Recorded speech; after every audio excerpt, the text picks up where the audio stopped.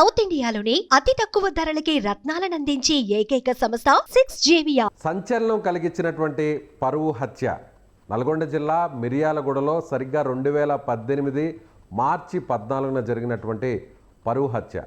అమృత ప్రణయ్కి సంబంధించినటువంటి ప్రేమ వివాహంలో ఎవరైతే అమృత తండ్రి మారుతీరావు సుపారీ ఇచ్చి అల్లుడు ఎవరైతే ప్రణయ్ ఉన్నాడో ప్రణయ్ని దారుణంగా హత్య చేయించడం, ఆ హత్యకు సంబంధించినటువంటి వీడియోలన్నీ కూడా అప్పట్లో మీడియాలో సోషల్ మీడియాలో వైరల్ అయ్యాయి.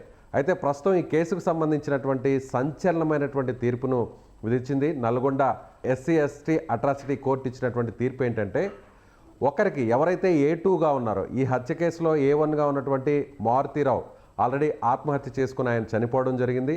అదేవిధంగా A2గా ఉన్నటువంటి ఎవరైతే సుభాష్ కుమార్ శర్మ ఆయనకు ఉరిశిక్ష విధించడం జరిగింది. అలాగే మారుతీరావు సోదరుడు శ్రవణ్ కుమార్తో పాటు మరొక 5 మందికి యావజ్జీవ కారాగార శిక్ష విధించారు.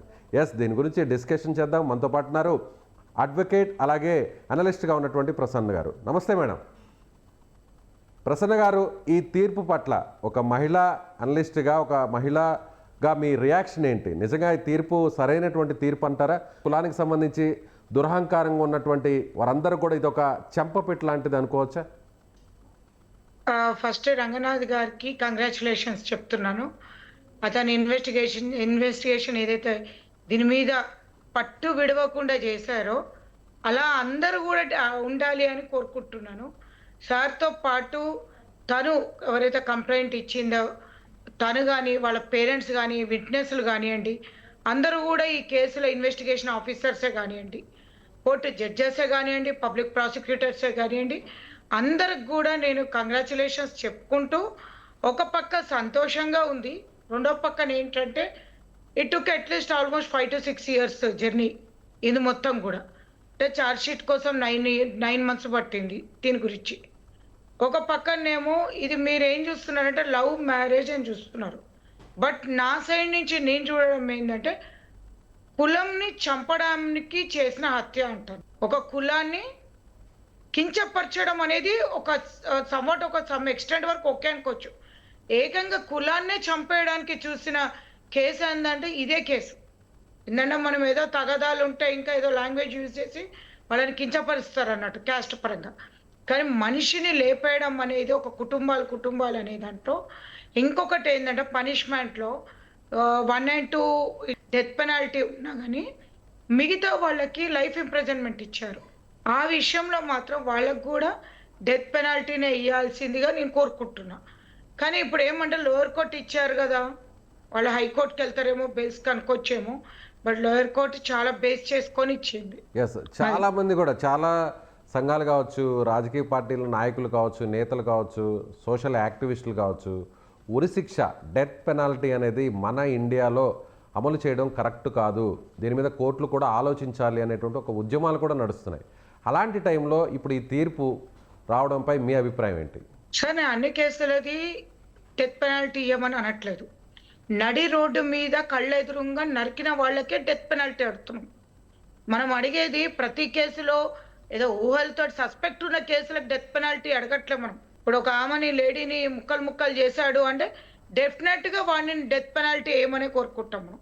దిశా కేసులలో కాల్చి చంపడము ఇవన్నీ జరిగినాయో కొన్ని కేసులలో, అట్లాంటి వాటికి కూడా మీరు లైఫ్ ఇంప్రిజన్మెంట్ ఇవ్వమంటే డిఫరెన్స్ ఏముంటుంది? డెత్ పెనాల్టీ ఎందుకు కోరుకుంటున్నాము? బికాస్ ఒక ఎగ్జాంపుల్ చెప్తున్నాండి, ఒక మర్డరే జరగనియండి, మర్డర్ అన్న మీకు ఒక నిమిషంలో చంపేయడం అవుతుంది, మనిషి భూమి మీద ఉండడు. ఏ విధంగా బాధలు పెడుతున్నారో, లైక్ మనం కలకత్తా కేసులు, బీహార్ అవన్నీ కూడా మనం ప్రతి ఒక్క స్టేట్లలో చూస్తున్నాం. ఒక స్టేట్ అనేది కాకుండా నర్సుది కూడా చూసామన్నట్టు మనం. ఆమెను కూడా ఆ కేసు వేరు, ఈ కేసు వేరు. మీరు చెప్పినట్టుగా మహిళలను, యువతలను సామూహికంగా అత్యాచారం చేయడం, హత్య చేయడం, ఇవన్నీ కూడా దారుణంగా చంపడం, మీరు అన్నట్టుగా ప్రైవేట్ పార్ట్స్ని కట్ చేయడం, ఇదంతా కూడా ఓకే. కానీ ఈ కేసులో పరువు హత్య అంటే ఎంతో ప్రేమించినటువంటి తన కుమార్తె వేరొక వ్యక్తిని కులాంతర వివాహం చేసుకోవడం, తమను వదిలేసి దూరంగా వెళ్ళిపోవడం, ఇవన్నీ కూడా తట్టుకోలేకే కూతురు మీద ఉన్నటువంటి ప్రేమతోనే, ఒకవేళ అల్లుడిని హత్య చేసేస్తే కూతురు తిరిగి తన వద్దకు వస్తుందనేటువంటి ప్రేమతోనే హత్య చేశాడు అనేటువంటి వాదించిన వారు కూడా ఉన్నారు. వారికి మీ సమాధానం? ప్రేమ అని మాత్రం అనకంటే దీనికి కూతురు మీద ఉన్న ప్రేమ అయితే కాదు.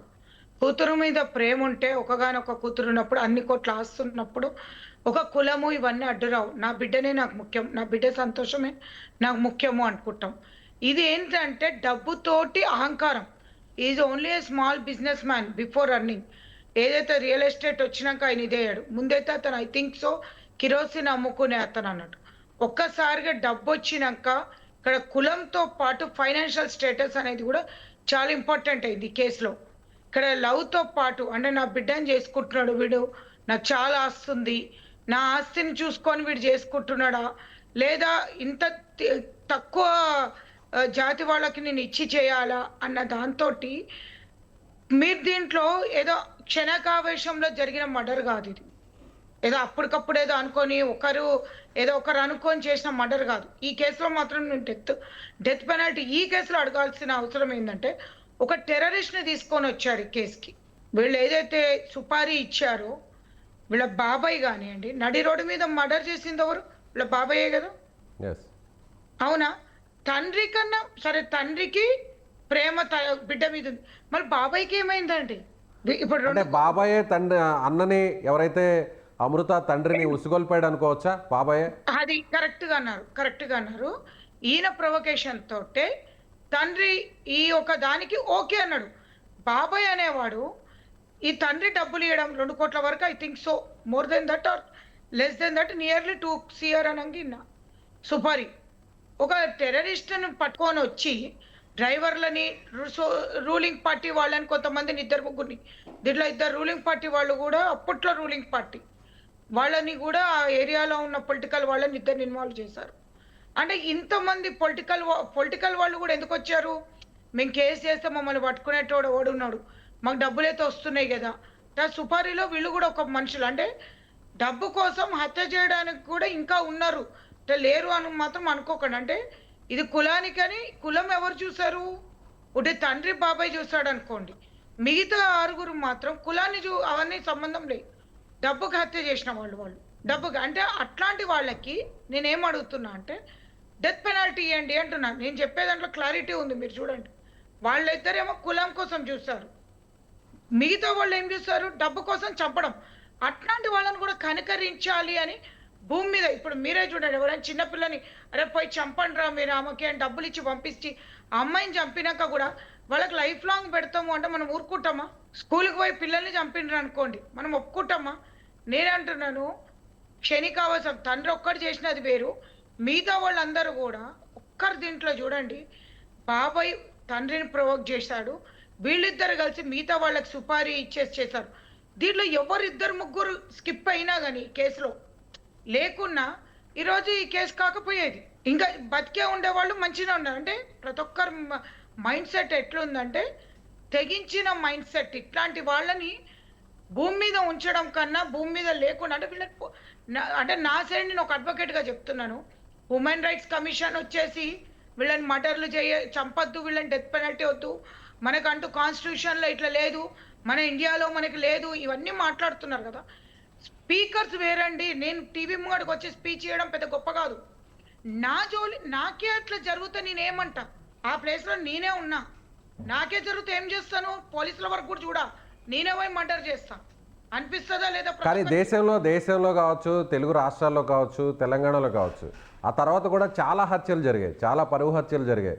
కుమార్తెను చంపిన ఘటనలు ఉన్నాయి, అల్లుడిని చంపిన ఘటనలు కూడా ఉన్నాయి. సో అలాంటి కేసులన్నిటికి కూడా ఇలాంటి శిక్షలే పడాలంటారా? ఇలా ప్రతి శిక్షకు కూడా ఉరిశిక్షను అమలు చేస్తే ఎలా ఉంటుందంటారు? సరే, ఈ కేసులో ఫస్ట్ మనం మెచ్చుకోవాల్సింది అందరిని కూడా, ఒక్కరు కాదు. కంప్లైనెంట్ స్ట్రాంగ్ ఉంది, విట్నెస్లు స్ట్రాంగ్ ఉన్నారు, ఐఓ స్ట్రాంగ్ ఉన్నారు, పీపీ స్ట్రాంగ్ ఉన్నారు, జడ్జెస్ స్ట్రాంగ్ ఉన్నారు, కోర్ట్ కానిస్టేబుల్తో సహా అందరూ మనం ఎంకరేజ్ చేయాల్సింది. కోర్ట్ కానిస్టేబుల్స్ మారుతుంటారు కేసుకే, అంటే ఎవ్రీ 6 months ఆర్ 1 yearకి కోర్ట్ కానిస్టేబుల్స్ మారుతుంటారు.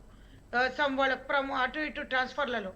అంటే వాళ్ళు కూడా ఈ కేసుని వదలకుండా, ఈవెన్ రంగనాథ్ సార్ కూడా దీని మీద ఎప్పటికప్పుడు కూర్చొని ఎంక్వైరీ, అంటే కంప్లైంట్ పిలుచుకొని ఇంకా తెలుసుకొని 9 months తీసుకొని ఛార్జ్ షీట్ ఫైల్ చేయడం. మీరు ఒక్కటి గమనించండి, ఒకవేళ ఈ కేసు అప్పుడు తండ్రి చేయించాడని మనందరికి తెలుసు, ఈవెన్ బాబాయ్ కూడా ప్రోత్సాహం ఉందని తెలుసు, కానీ మనకు ఎవరికి తెలియని కోణం ఏంది? డ్రైవరు, ఒక terrorist, auto driver, 2-3 political leaders ఉన్నారు దాంట్లో. వీళ్ళు కూడా అంటే లోకల్ లీడర్స్ ఉన్నారు. అంటే వీళ్ళందరినీ కూడా బయటికి తీయడానికి ఇన్వెస్టిగేషన్ ప్రాపర్గా అయింది. Okay. అన్ని కేసులలో ఇంత పర్టికులర్గా జరుగుతుంది అనేది మనం గ్యారంటీ ఇవ్వలేము. నెక్స్ట్ సగం కేసు అవుతూనే అంటే ఎఫ్ఐఆర్ అయిన తర్వాత ఛార్జ్ షీట్ వరకల్లా చాలా మంది కంప్లైంట్స్ 50% అంటే నేను మీడియంగా అంటున్నా, డబ్బులు తీసుకొని మాకెందుకు ఈ కేసు అనుకునేటోళ్ళు కొంతమంది ఉంటారు. రాజీ హాస్టల్ చేసుకోవడం. అయిపోయిన అవును. విద్యార్థులు అయి ఉన్నారు. మీరు ఏం చేస్తారంటే కేసు మర్డర్ అయింది, జడ్జిమెంట్ అయింది, ఈ రెండే చూస్తారు అందరు జనాలు. యాజ్ అన్ అడ్వకేట్ మేము కోర్టులో చూసేది బోన్ ఎక్కినాక విట్నెస్ ఏం చెప్పేది మేము చూస్తాం. కేసు జరిగినప్పుడు ఏమున్నారు విట్నెస్, అది చాలా క్రూషియల్ ఇంపార్టెంట్ ఉంటుంది మనకి. పబ్లిక్ ప్రాసిక్యూటర్స్ 10 మంది మారుతారు కేసులో. ఇప్పుడు 5 years ఇది 6 years జరిగింది. పబ్లిక్ ప్రాసిక్యూటర్స్ మారారు. మళ్ళీ ఇప్పుడు ఒక పబ్లిక్ ప్రాసిక్యూటర్ ఉన్నట్టు వేరే వాళ్ళు ఉండరు కదా. ఎస్ వీళ్ళ మైండ్ సెట్ ఈ కేసులో గట్టిగా ఉండాలని కంటిన్యూ ఉండదు కదా. నేను యాజ్ అన్ అడ్వకేట్ కోరుకుంటుంది ఏంటంటే ఇట్లాంటి కేసులలో 5-6 years జరిగితే మైండ్ సెట్స్ మారి ఇంకెన్ని రోజులు, ఇప్పుడు దీంట్లో ఎన్నో నెగిటివ్ థింకింగ్స్ వస్తాయి. ఏమో పోలీసు వాళ్ళు అమ్ముడు పోయారేమో, ఏమో పీపీ అమ్ముడు పోయారేమో, లాయర్స్ అమ్ముడు పోయారేమో, మనకి సాక్షులు అమ్ముడు పోయారేమో. ఎందుకు ఇట్లాంటి డౌట్స్ వస్తాయి? కేసు లాంగ్ నడుస్తున్న కొద్దీ ప్రతి ఒక్కరికి కూడా న్యాయం మీద మనకి ఎప్పుడుగా ఇది న్యాయం అనేది మనకు జరగదు. నెక్స్ట్ వచ్చేసి ప్రతి కేసు అండి లీగల్ ఎయిడ్ ఉంటుంది అనుకుంటాం, కానీ ప్రతి కేసులో మనీ అనేది చాలా క్రూషియల్ ఇంపార్టెంట్ ఉంటుంది. నేను ఇక్కడి నుంచి కోర్టుకు వెళ్ళాలంటే నా చేతిలో డబ్బులు ఉంటేనే నేను కారు తీసుకొని పోగలుగుతా, బస్ Right. ఎక్కి పోగలుగుతా, విట్నెస్ కింద ఉండగలుగుతా. ప్రతి Right. కేసులో ఇంత కరెక్ట్గా ఎట్లా వస్తారు అనుకుంటాం మనం. Right madam, thank you Prasanna గారు. సో ఇది అడ్వకేట్ అలాగే అనలిస్ట్గా ఉన్నటువంటి ప్రసన్న గారు చెప్తున్నట్టుగా ఖచ్చితంగా ఈ కేసులో ఇలాంటి శిక్షను మాత్రం పడడం సమంజసం. ఇలాంటి శిక్షలు పడితేనే మళ్ళీ కూడా ఇలా కులాలు ఏదైతే తక్కువ కులం వారిని అగ్ర కులాల వారు ఇలా పరువుకు సంబంధించి కూడా హత్య చేయడం అనేది కూడా కొంతవరకు తగ్గే అవకాశం ఉంటుంది. అయితే ఈ శిక్షను ఇంకొంత త్వరితగతిన పడి ఉంటే ఇంకా బాగుండేది. అయితే ఇందులో ఉన్నటువంటి వారందరికీ కూడా శిక్ష పడే విధంగా పోలీసులు అలాగే న్యాయ వ్యవస్థ అందరూ కూడా సమర్థవంతంగా పనిచేయడం వల్లే కోర్టు జడ్జి ఇలాంటి తీర్పునిచ్చారని ఆమె చెప్తున్నారు. సో మీరేమనుకుంటున్నారు? మీ అభిప్రాయాన్ని కామెంట్ బాక్స్లో తెలియచేయండి.